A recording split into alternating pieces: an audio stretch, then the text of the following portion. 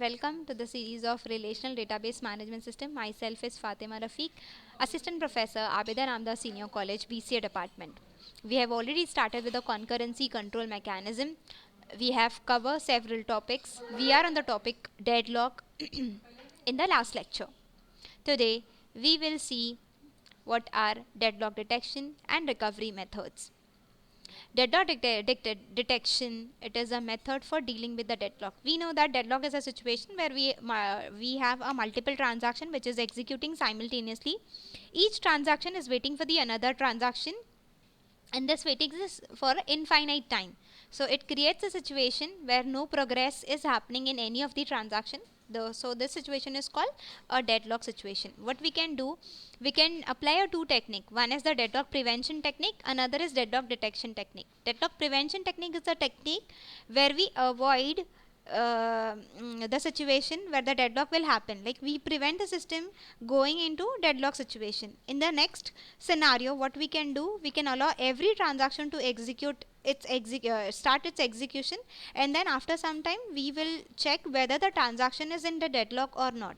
That is called deadlock detection. And if the deadlock is present, we will recover the system from a deadlock by using different methods. That is nothing but the deadlock recovery method. What is deadlock detection? It is one of the method for dealing with the deadlock. It allows the system to enter in the deadlock state and then try to recover using the deadlock detection and deadlock recovery scheme. An algorithm examines the state of system periodically determine whether a deadlock has occurred or not. So deadlock can be detected by using the directed graph, which is called wait for graph. Wait for graph is a graph by using which we can detect whether the system is in deadlock or not. The weight for a graph is consisting, because it is a graph, we know that every graph will contain two things: the set of vertices and the set of edges. The set of vertices in this case will be all the transaction in the system, and the edges which we will make between the vertices will be the audit paid from Ti to Tj. It is a directed edge. Ti to Tj imply that Ti is waiting for Tj to release the data item. Like for example, if you have Ti and Tj, two transactions, if it is executing and if Ti is waiting for Tj, will make one edge between Ti and Tj. The edge Ti Tj is removed when Tj release the data item. Once the Tj release the data item, the edge which is between Ti and Tj will get removed.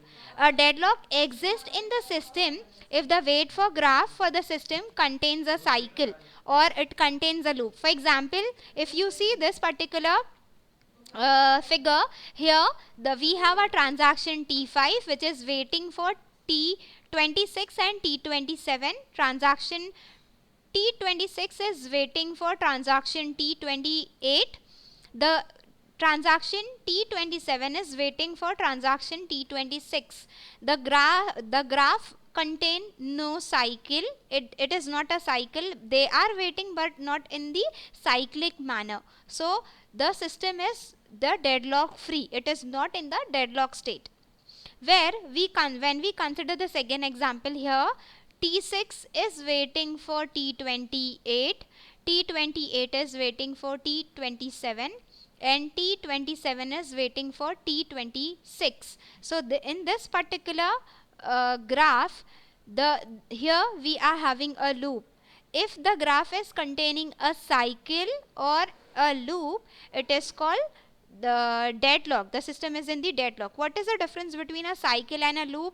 In a cycle, all the transaction involved in the system is in the deadlock, while when we consider a loop, all the transaction is not involved, but there are some transactions which is making a cycle. So that's why we say that it is in the deadlock state. So if you consider this particular example, the example 2, here is the system is in the deadlock. Why? Because here we are having one loop.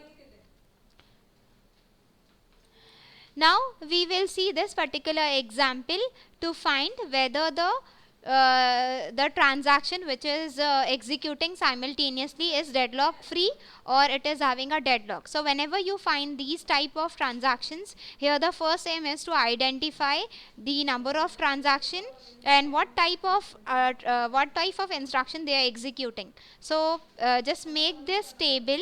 Here we are having a time T1, T2 and T3 transaction with their respective operations or the instruction, and then we will make a graph which is called wait for graph. Transaction T1 is having because here the graph is a set of vertices and it has a set of edges, so we will make a first vertex for T1. T1 want data item A for a shared lock, so we will write A comma S. Then after that T2 transaction comes.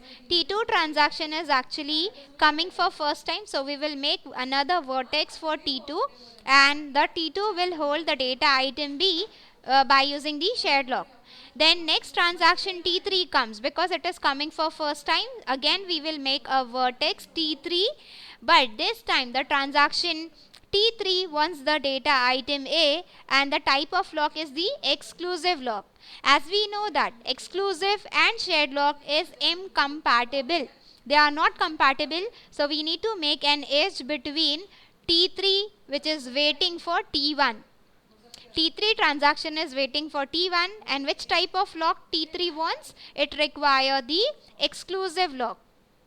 The next instruction is S or S underscore lock of C. Here the C data item come first, so the transaction T1 is having a data item C by using the shared lock. It has a shared lock.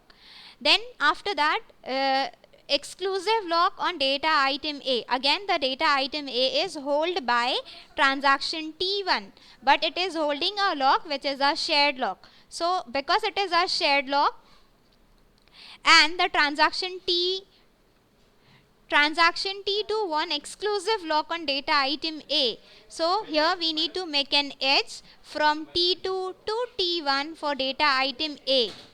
Next instruction is data item lock on data item D for transaction T3. This time the transaction T3 is having a data item D and because it is coming first, so we will be writing D of X. The next instruction which is executed by transaction T2 is shared lock on D. Now again consider this situation here, because T3 transaction is occupying or holding the lock on D which is an exclusive lock. So another transaction wants to read it. So again here we will tell transaction T2 to wait for T3 for D comma S. Why? Because it is a shared lock and the data item is locked by exclusive lock. Next, exclusive lock on C. The C data item is already occupied by a transaction T1 by using a shared lock. Again the T3 transaction wants the data item C by using the exclusive lock. So we can't give the access to T3 to data item C because it is a shared lock and it wants the exclusive lock. So here because the edge is already present, we will not make any edge again. And after that T1 commits. Once the T1 commits, it means that T1 completes its execution and T1 release all the data item which is occupied by T1 transaction. So at that time T1 releases the lock and it releases all the data item which is occupied by T1, which is A and C. So A and C will be released. After that lock C is occupied is want by transaction T2. So the transaction, because C is released, so transaction T2 will occupy the access to data item C. And the final graph which we will have, it is containing two vertex with one edge. And in this particular situation, if you see, there is no cycle detected. So if the cycle is not present, we will say the system is deadlock free. This is the way you can make a wait for graph. It wait for graph contains cycle. It means that system is in the deadlock. If the wait for graph does not contain a cycle, it means that it is deadlock free. So according to this particular wait for graph, this particular question is the deadlock, the system is deadlock free. I hope this is clear to you. If you find any difficulty, write in the comment box. Thank you.